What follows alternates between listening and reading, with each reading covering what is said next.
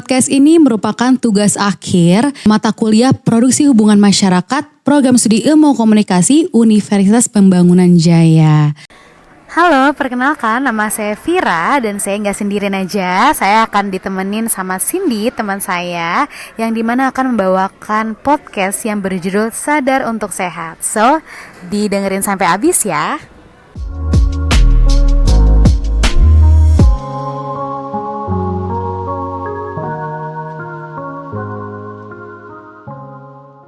Perkenalkan, saya Vira. Saya di sini sebagai host untuk memandu acara podcast ini. Dan ada teman saya juga yang akan sebagai host juga. Cindy boleh memperkenalkan dirinya? Hai Sus. Hai Cindy. Terima kasih Ibu Sus sudah hadir dalam podcast ini. Senang banget ya sama Ibu Sus nih. Nanti kita bakal sharing-sharing loh sama Ibu Sus terkait masalah kewanitaan. Sebelumnya di sini kami akan bahas mengenai masalah seputar kewanitaan. Mungkin sebagian besar gitu ya, wanita tuh mengalami masalah mulai dari keputihan, terus juga kadang merasakan gatal gitu ya di bagian area kewanitaan dan lain-lainnya gitu. Dan dari masalah-masalah tersebut tuh pastinya kita harus menumbuhkan rasa awareness gitu ya dulu sama rasa awareness dulu sama diri kita gitu agar kita sadar ternyata penting loh menjaga kewanitaan gitu. Tapi sebelum itu kita memulai obrol-obrolan mengenai hal tersebut gitu ya. Tak kenal kan maka tak sayang nih kan ya Sus ya. Boleh Ibu Sus untuk boleh nih Ibu Sus untuk memperkenalkan diri terlebih dahulu. Perkenalkan, nama aku Bila. Kita bakal sharing-sharing ya tentang banyak-banyaknya masalah-masalah kewanitaan nih, cewek-cewek terutama ya kan. Nih, terima kasih Ibu Sus sudah memperkenalkan diri. Jadi mungkin teman-teman kalau mau konsul bisa ke Ibu Sus ya, nomornya di bawah sini. Bercanda ya, jangan serius-serius. Jangan serius-serius banget dong. Oke. Oh, iya Ibu Sus tadi tuh aku kan baru bangun tidur ya, baru bangun tidur, terus abis scroll TikTok juga. Biasalah kayak aku tuh kalau nonton TikTok gitu ya, suka sampai kayak lama banget gitu. Dan ternyata tuh kadang tuh kan kalau misalnya kita nonton video satu terus kita nge-like tiba-tiba video yang muncul-muncul kan kayak sama gitu kan lah. Maksudnya kayak algoritmanya tuh mengikuti gitu kan. Nah, aku tuh Ya. kayak pas aku lihat kayak oh ternyata tuh banyak loh kayak di TikTok tuh orang-orang tuh kayak ngerasa suka gatel gitu loh terhadap apa vaginanya gitu kan. Kayak suka mengganggu gitu dan ternyata pas aku lihat dalam penelitian juga, menurut WHO itu pada tahun 2018 itu sekitar 75% perempuan di dunia tuh mengalami keputihan gitu. Bahkan aku, mungkin teman-teman aku pun juga kali ya sering mengalami keputihan gitu. Boleh gak sih Sus kayak sharing aja apa sih faktor timbulnya masalah masalah kewanitaan selain apa namanya selain keputihan gitu?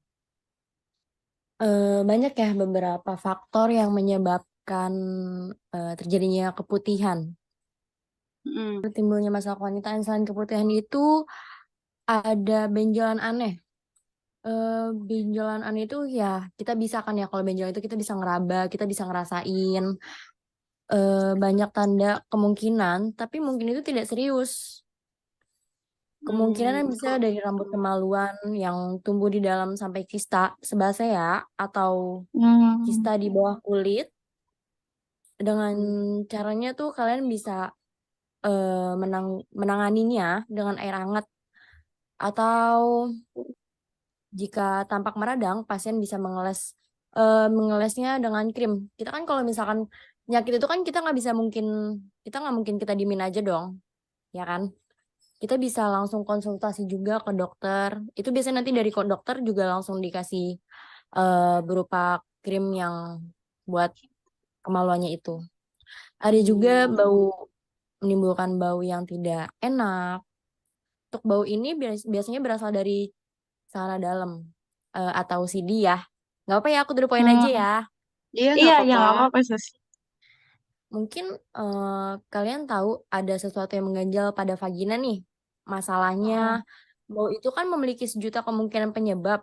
Jika tercium bau busuk bisa jadi itu pertanda bakteri seperti bakteri vaginosis atau trichomoniasis. Dalam kasus ini barangkali pasien perlu antibiotik untuk mengobatinya. Jadi kan kayak sebelumnya itu ada benjolan aneh, itu bisa berupa air hangat, atau bisa dikasih krim untuk kemaluannya. Kalau bau busuk ini bisa dengan cara antibiotik atau maaf ya, bisa tadi kan kalian lebih ke Ya, Feminim betul. wash. ya itu buat menghindari bau busuknya itu bisa dibersihin. Jadi menghindari bau bisa jadi lebih wangi gitu. Hmm. Ada pendarahan juga. Tapi ini bukan masa haid ya. Oh iya, iya. Jika secara acak terjadi bercak, bisa saja ketidakseimbangan hormon karena lupa minum pil KB. Tahu pil KB kan? Hmm, tahu-tahu. Mm-mm. Jika pendarahan Hmm. terjadi setelah berhubungan seks atau dilengkapi debit darah, bisa merupakan penyakit menular seksual atau disebut juga HIV. Oh Hmm. gitu. Ada Serem juga lah ya. gatal. Itu yang sering berhubungan seksual ya. Hmm. Ada juga gatal. Rasanya seperti kayak ada semut di itu ya kan? Di Miss V gitu ya Iya, susah. Ya, mimpi. Rasa kadang gatal tuh berulang kayak, ya. iya, kadang tuh gatalnya tuh kayak nggak bisa digaruk gitu kan, karena suka di dalam Hmm, gitu. ya. Rasa gatal berulang terutama dengan pelepasan cairan seperti keputihan adalah tanda infeksi jamur atau bakteri vaginosis. Rasa gatal bisa jadi gatal disebabkan oleh reaksi kulit terhadap sabun atau cairan pembersih organ kewanitaan nih yang bisa Hmm. ganti-ganti sabun atau cara pembersihannya salah itu bisa menyebabkan gatal juga loh. Dan Oke, misfit oke. rasa kering, ada juga sakit saat buang air kecil atau atau saat berhubungan seksual tuh bisa menyebabkan sakit gitu. Aku mau nanya sedikit kali ya. Ini kan aku ada sama sumbernya dari TikTok juga. Ada yang di mana di situ ada dokter Cory Catherine yang menyebutkan bahwa peran feminim wash ini ada pro dan kontranya nih sus. Yang Mm-mm. dimana katanya intinya tuh supaya nggak terjadi masalah dalam misfi kita, kita itu perlu menjaga pH balance vagina. Itu benar apa enggak? Karena Iya, biasanya beberapa betul. hari sebelum haid itu pH balance kita itu mulai berubah, betul nggak tuh sus? Betul. Karena kalau bisa kelebihan, bisa kekurangan juga kan ya. Berarti salah satu faktor timbulnya masalah kewanitaan tuh mungkin karena bakteri ya. Jadi kan mungkin vagina itu kan lembab. Jadi Hmm. tapi setahu aku ya, vagina itu juga punya apa ya, kayak bakteri baik gitu loh. Jadi dia nggak cuman Mhm. bakteri yang jahat aja gitu. Jadi Iya, kayak dia tuh punya cara buat menyembuhkannya sendiri gitu. iya Maksudnya kita kalau banyak misalkan, iya, ya. kayak punya apanya ya, kayak aku nggak tahu sih, pernah denger juga waktu itu kan aku kayak apa namanya, pernah waktu itu aku kayak vagina aku tuh kayak kepentok apa, terus sakit kan. Nah tapi kata mama aku tuh kayak udah nggak apa-apa, kalau kalau itu nggak apa, ntar juga hilang sendiri. Terus aku kayak lama-lama kan, lama kelamaan tuh kayak hilang sendiri. Jadi kayak punya cara dia untuk menyembuhkannya gitu lah. Kayak Ya, kayak gitulah, punya punya punya cara buat nge-recovery eh apa vagina gitu. Kayak gitu sih. mm-mm. Ada yang bisa sembuh sendiri, ada yang perlu Iya, diobatin iya. juga, ya kan? Mhm, mhm. Tapi mungkin kayak yang sampai ke dokter, mungkin sampai kayak nggak bisa nggak bisa Mengatasi apa ya, sendiri. ya nggak bisa sembuh sendiri, mungkin kayak susah banget buat ngatasinnya dan sampai mengganggu kali ya. Karena banyak banget yang keputihan-keputihan yang mengganggu gitu loh, Dok. Gitu. Dok, sorry, Sus. Ada lagi? Kira-kira ini loh, Sus. Perkiraan range umur berapa sih wanita tuh udah harus aware dengan kesehatan vaginanya mungkin? Untuk usia ya, kurang lebih sih 20 Mm. tahun. Karena 20 tahun itu lagi masa-masanya setelah pubertas. Hal Oh ya. terpenting dalam urusan kesehatan vagina adalah misfi amat tidak disarankan untuk menggunakan wewangian. Mhm. Ya, jangan jangan sampai parfum ditaruh di misfi juga ya. Mhm, mhm, mhm. Waduh, kalau itu bahaya Alih-alih tuh ya. harus bisa memilih produk wangi buatan.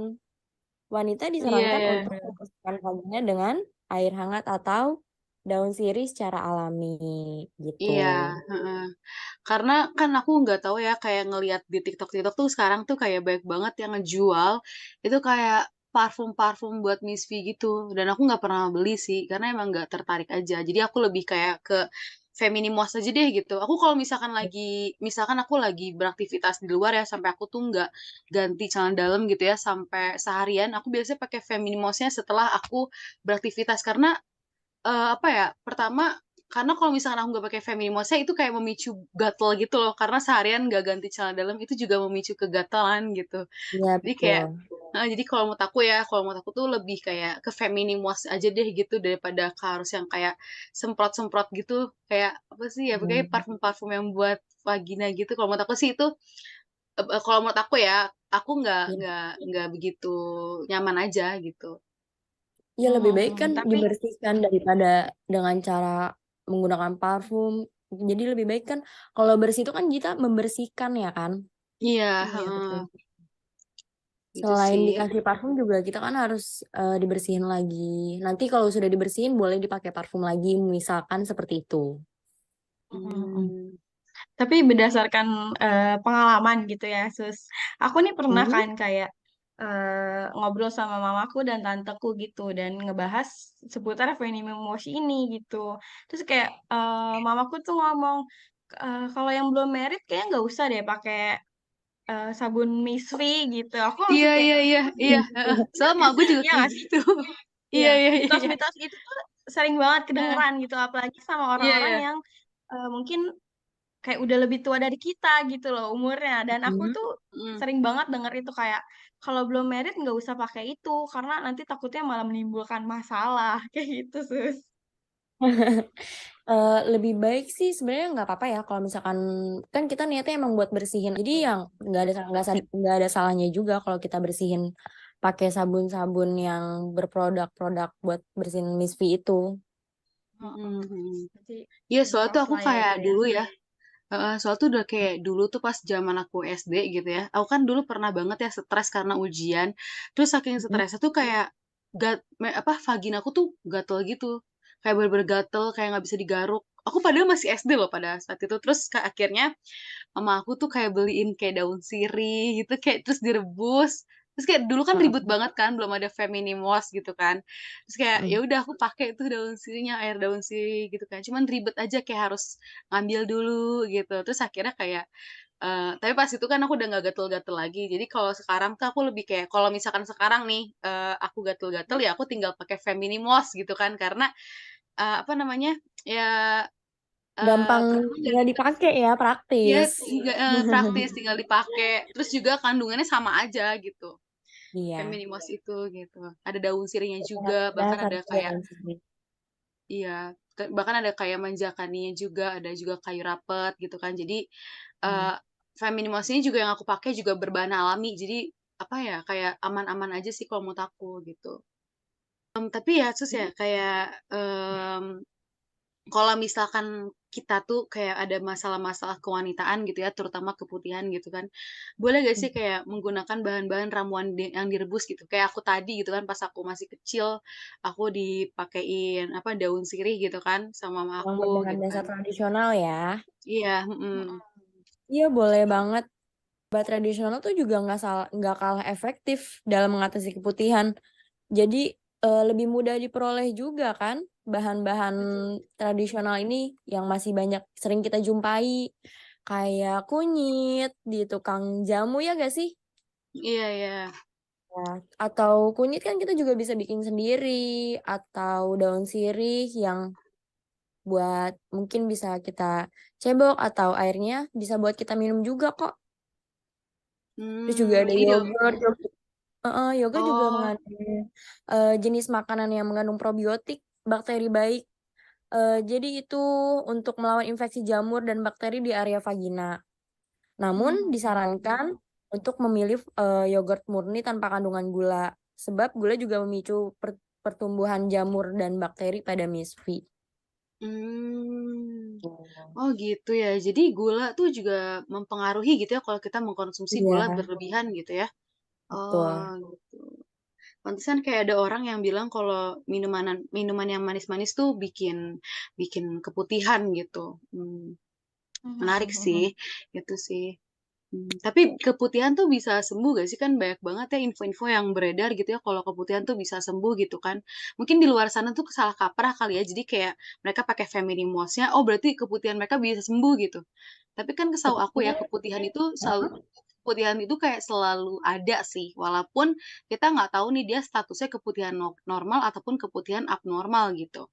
Gitu hmm, sih Sus. Gimana Sus? Menurut Sus? yang dimaksud keputihan tidak normal itu keadaan ini dapat disembuhkan sebenarnya kalau nggak normal juga. Walaupun untuk proses penyembuhannya perlu jangka panjang ya. Kalau keputihan tidak normal itu kan bisa membutuhkan waktu jangka panjang dan bisa mengobatinya dari sisi medis ataupun non medis. Kecuali keputihan normal bisa diobati dengan berbagai macam obat seperti tradisional tadi atau bisa dari sabun yang feminine wash itu. Kayak mungkin kita menggunakan menggunakan kayak perawatan-perawatan vagina sih buat ini ya Sus, kayak buat apa? Buat menanggulangi biar Iya, keputihan yang betul. normal itu nggak jadi keputihan yang abnormal gitu ya.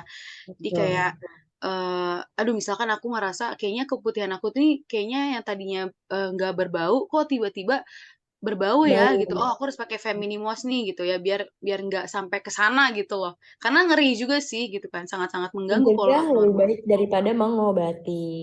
Iya sih, lebih baik daripada Betul. iya benar-benar benar.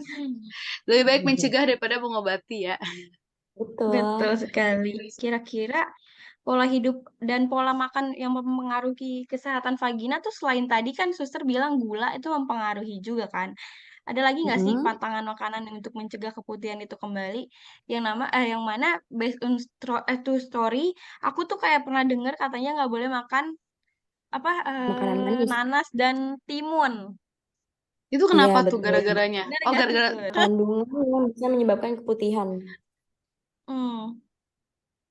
Kita juga nggak boleh makan makanan manis yang aku bilang tadi yang di awal, karena mengandung Heeh. bisa menyebabkan bau tidak sedap dan vagina jadi lebih lembab. Ada nanas juga, hmm, ada gorengan, apalagi nih wanita-wanita kan suka banget gorengan ya. Waduh. iya Lapisan iya iya. tepung Iya. itu pada gorengan mengandung karbohidrat tinggi, jadi bisa meningkatkan gula Oh. dalam tubuh sehingga memicu keputihan. Selain gorengan juga kita harus menghindari makanan yang fast food atau junk food. Gitu. Iya, tapi ada sih sus yang kayak gini ya, Ya. kayak misalkan ada orang yang kayak habis makan seafood gitu ya, itu tiba-tiba Mm-mm. kayak vaginanya gatel gitu. Itu karena Mungkin alergi kan mungkin ya. alergi dari seafoodnya itu. Pola hidup dan pola makan tuh sangat mempengaruhi gitu ya kesehatan vagina gitu Iya, ya. Tapi kayak betul. ada gak sih pola hidup seperti apa yang mencegah gitu dari masalah-masalah kewanitaan gitu. Mungkin aku pengen kayak denger aja sih supaya kayak oh ternyata pola hidup kayak gini tuh supaya aku tuh nggak punya masalah-masalah kewanitaan dan lain-lain gitu. Terutama itu ya menghindari makanan-makanan yang gorengan, makanan manis, junk food, fast food. Terus juga cara membersihkan atau membasuh vagina secara rutin. Terus juga membersihkan vagina saat menstruasi itu juga sangat penting ya. Jangan asal cebok aja gitu, enggak. Itu juga Mm-mm. kita bisa menggunakan pakaian dalam yang tepat. Jadi enggak yang ketat. Mispi kan bisa Mhm. jadi lembab kalau pakaian yang ketat ya kan? Iya Iya, ya. betul betul.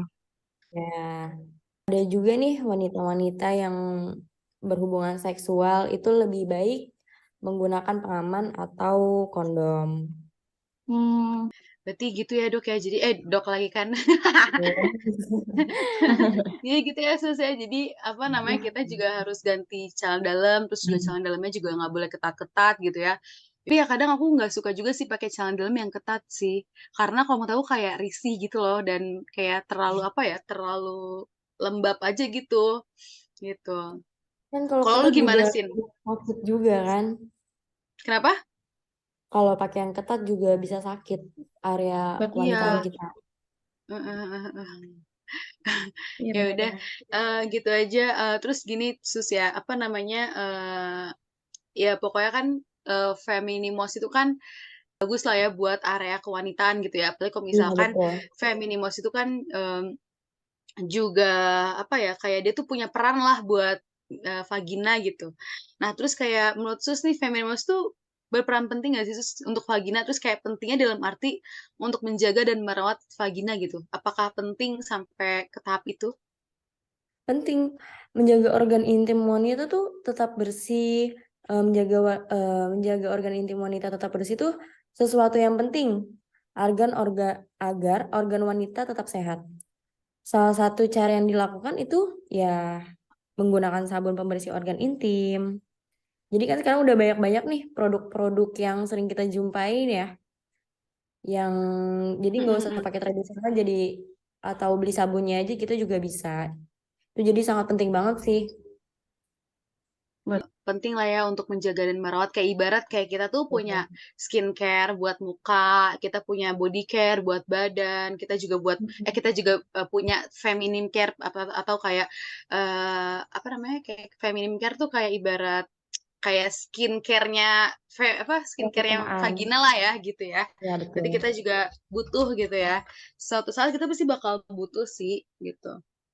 Terus kayak Feminimos tuh kayak em, dipakai setiap hari gitu.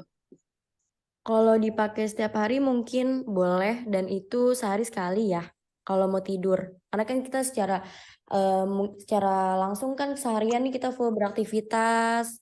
Mungkin Miss V juga kita pipis, itu kan jadi lembab. Nah, kita mau tidur Mm-mm. kita bersihin. Ya bisa aja sehari sekali. Kesehariannya lebih sering pakai ya cara-cara misal kita kayak habis pup atau buang air kecil itu bisa menggunakan tisu terlebih dahulu ya.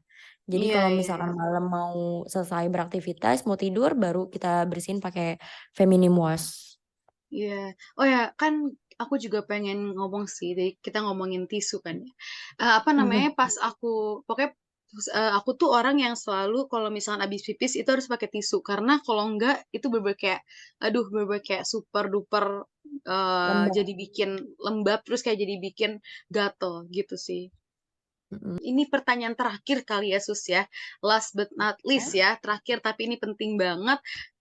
Cara apa sih untuk mengatasi masalah kewanitaan? Mungkin perempuan-perempuan di sana tuh pengen tahu lah ya supaya tuh mereka tuh lebih nyaman kalau melakukan aktivitas, nggak gatel-gatel ataupun yang nggak mengganggu gitu. Sebenarnya tuh itu hal yang mudah banget ya yang sering bakal kita lakuin banget setiap hari, setiap saat juga. Dilakukan untuk mencegah infeksi, rasa tidak nyaman pada organ intim, dan cara yang pertama harus dan sering kita lakukan bisa setiap saat yaitu membasuh vagina secara rutin. Karena perlu dibersihin atau dibasuh setiap kali buang air kecil atau buang air besar. Caranya pasti udah pada tahu lah ya. Kita ngebasuhnya tuh secara yang benar gitu lah ya. Hmm. Terus ada membersihkan vagina saat menstruasi juga ada cara khususnya. Nggak seperti yang kalau nggak menstruasi. Ini kan kalau menstruasi ada cara khususnya tuh. Pakai Mm-mm. air hangat juga atau air sabun yang berbahan lembut. Terus Oh, yang ya, soft gitu ya.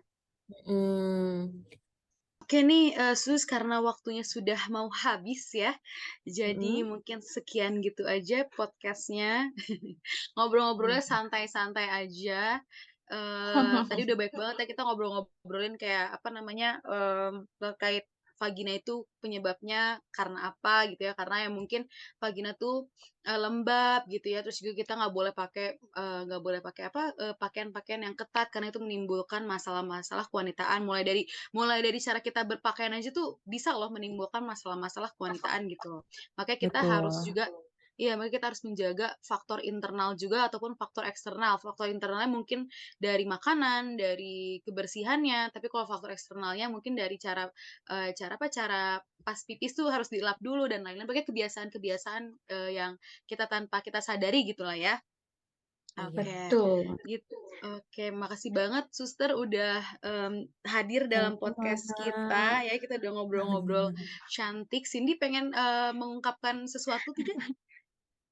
Iya, setuju. Berarti yang tadi sempat aku tanyain ya, mitos atau fakta mengenai eh, apa sih yang belum menikah tuh nggak boleh pakai feminim wash gitu, itu mitos sih ya sebenarnya ya Sus. Terus juga Iya, pakai betul. feminim wash ini memang dibutuhkan dari usia 20 tahun gitu ya, dan juga bukan cuma untuk yang udah menikah aja, buat kita yang masih remaja juga tentunya pasti bisa gitu Dan ya itu Sus. Oke. Yaudah, terima kasih Sus atas kehadirannya. sama-sama. Sampai jumpa Sus. Kasih Sus. Terima kasih Sama. Sus. Sukses terus ya. Yesus. Sukses terus juga.